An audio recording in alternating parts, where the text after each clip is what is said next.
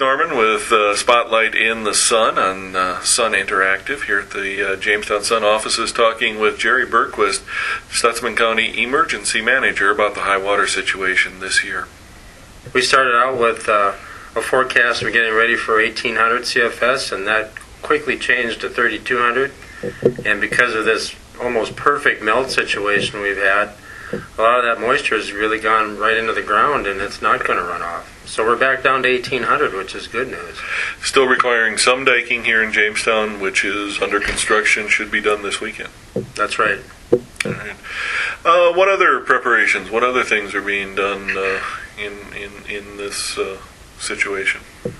Well, I think the most obvious thing that people are going to see out there when they're traveling through town is some of those dikes were put up. I think it's about 40% of them were put up at the 3,200 CFS level. So we have 40% of that area over-diked, if you want. Right. And then right next to it you may see nothing, or maybe down the road a little bit, a much smaller dike. Those larger dikes are going to actually stay there for a while until the Corps of Engineers is certain that they're not going to be needed. And need could come from a rain event or something like that. Most likely. The biggest threat right now for all of us to watch for will be measurable rain, especially upstream of the two dams, because that gets to be more accumulated water, which raises the elevation, which makes it more of a concern for the Corps. And we could possibly get up to higher release rates if we got into that scenario. That's why the dikes are being left in place. Now, sandbag filling has been suspended here in Jamestown, or at least the volunteer effort of it. But there are going to be a few places where sandbags are used. There are, and right now, I don't know where all those locations are. Some of that's still being developed as we speak right now, and we're hoping, and if we don't get it today, we'll get it Monday, but what I want is a revised map of where all of the sandbag or levee locations are located. As soon as we get a new version of that map, we're going to put it on the county's website to make it available for everybody. And that website can be reached through the Jamestown Sun website as well.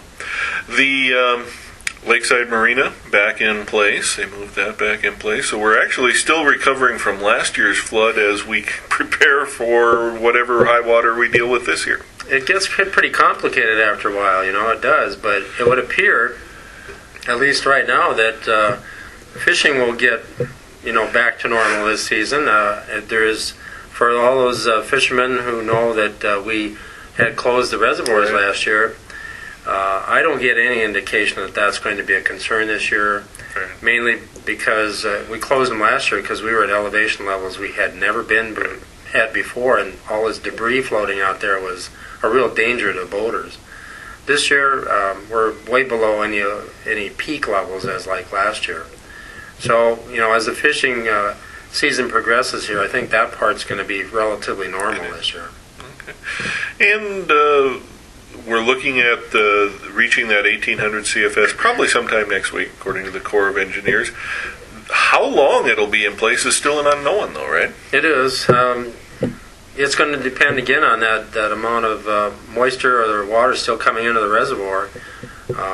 The Corps, I think you have talked about these numbers in your articles, but right now the most likely elevation at Jamestown Dam is going to be 1448.2. And that's 6 feet below last year. That's about right, 6 feet below. And the most likely elevation at Pipestem will be 1486.1. And that's several feet below. It was 1492.1 last year. Also about 6 feet then below last year's. So considerably less of a high water event this year than last. And that's a good thing. I keep looking at those long-term forecasts, and there's nothing out there in terms of a measurable rain at this point. We need, I know that as we warm up in the next few days, there's going to be a lot of wind apparently that's forecasted. That's going to be a good news, bad news thing. It's certainly going to help evaporate some of this moisture off, but if you're living especially in rural areas where you've got water right up next to the roads, that wave action is not going to do any good to those rural road systems. And there are some rural roads with water over them. we are told, and people should be alert to that if they're traveling on the rural roads and take some caution. And there is a map, again, on the county's website, and we're trying to keep that up as best we can. We rely on the township boards to Right. call in those road closings, but the ones that we know of are all listed on that map. And you can get to that and much of the flood information through the JamestownSun.com website as well. Jerry, thanks for being with us here on Spotlight in the Sun. Well, thank you.